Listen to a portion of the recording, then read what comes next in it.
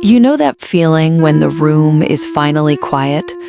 When the noise of the day fades, the responsibilities loosen their grip just a little, and for a moment it's just you and something unspoken that lingers beneath the surface, like a tiredness that sleep never quite fixes, like a weight you've carried for so long you stopped noticing it was there, until nights like this, when everything slows down and it quietly returns. Maybe you've always been the one who just handled things, the one who didn't make a fuss, the one who figured it out. Even when you were younger, especially when you were younger, you learned early on that being easy made life smoother.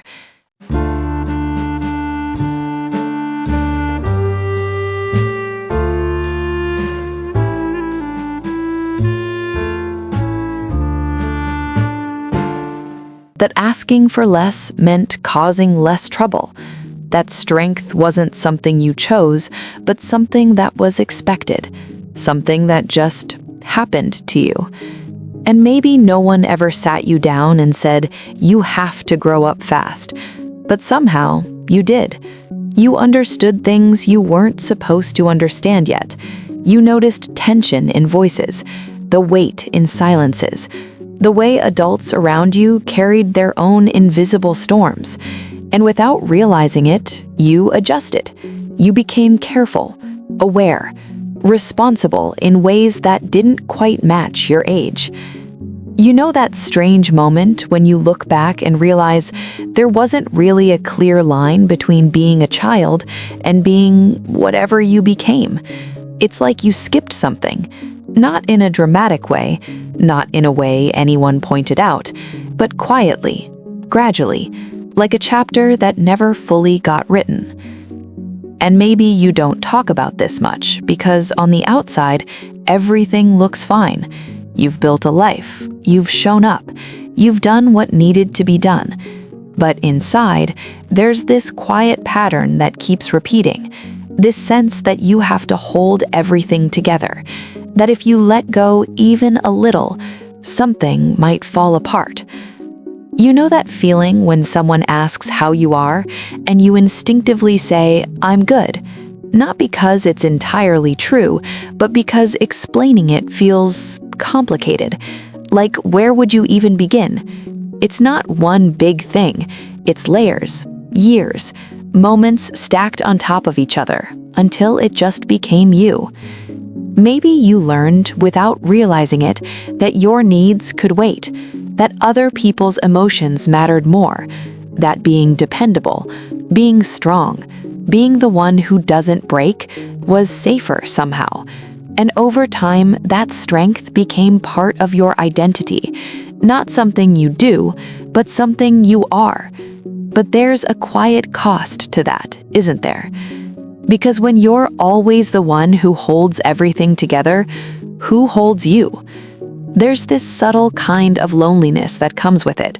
Not the obvious kind, not the kind where you're physically alone, but the kind where you feel unseen in the parts of you that are tired or overwhelmed or just human. It's like people see your capability, your reliability, your strength, but they don't always see the effort it takes to be that way. And maybe, over time, you stopped showing those softer parts altogether, not because you wanted to hide them, but because it just felt easier not to explain, easier to keep moving, easier to stay in control. You know that feeling when you're going through something difficult and your first instinct isn't to reach out, but to retreat, to handle it quietly, privately, as if asking for help would make things heavier instead of lighter. It's not that you don't want support, it's just that somewhere along the way, you got used to not needing it, or at least not expecting it.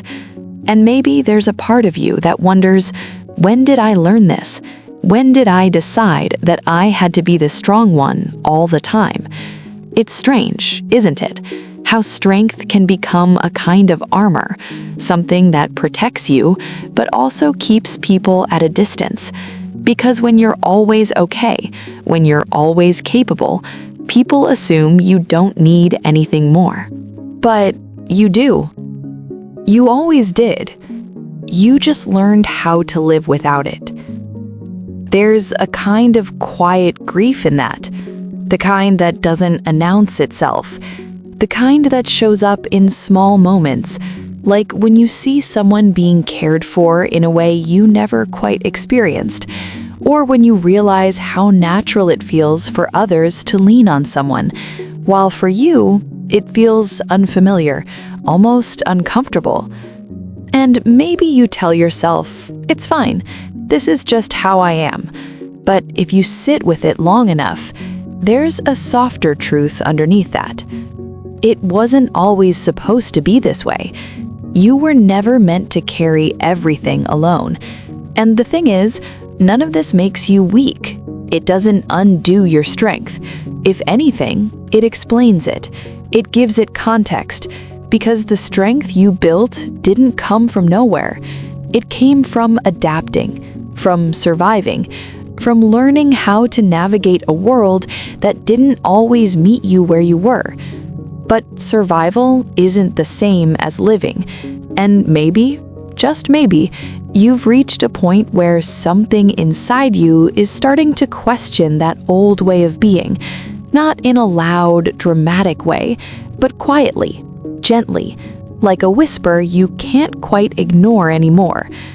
You know that feeling when you're tired, but it's not just physical? It's deeper than that. Like your mind and your heart have been running on the same pattern for so long, and they're asking for something different. Not less strength, but a different kind of strength. The kind that allows you to rest without guilt. The kind that lets you say, I can't do this right now, without feeling like you're failing. The kind that makes space for your own needs, not as an afterthought, but as something that matters. Because the truth is, you don't have to keep proving your strength by carrying everything alone. You don't have to earn your worth through how much you can endure.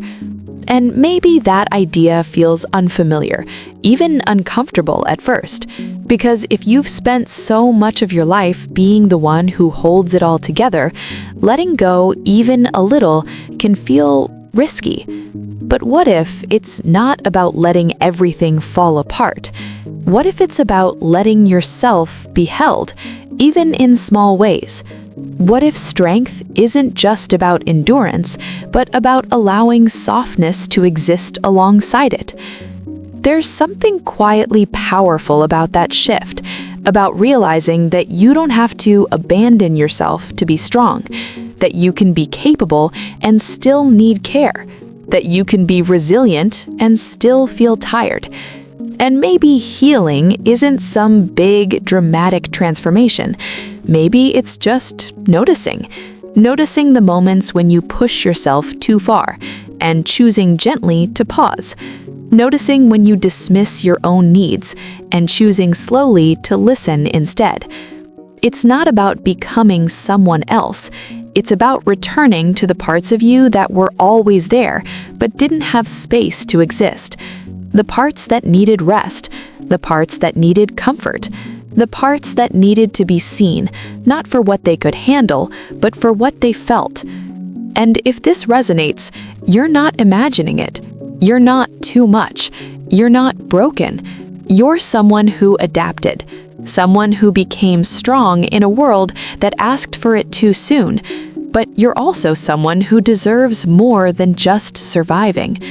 So maybe tonight you don't have to solve everything. Maybe you don't have to carry it all. Maybe it's enough to just sit here for a moment and acknowledge what you've been holding for how long and how quietly.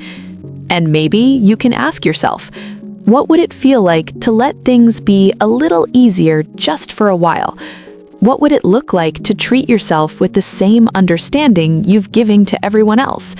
And what if, just for tonight, you allowed yourself to rest without needing to earn it?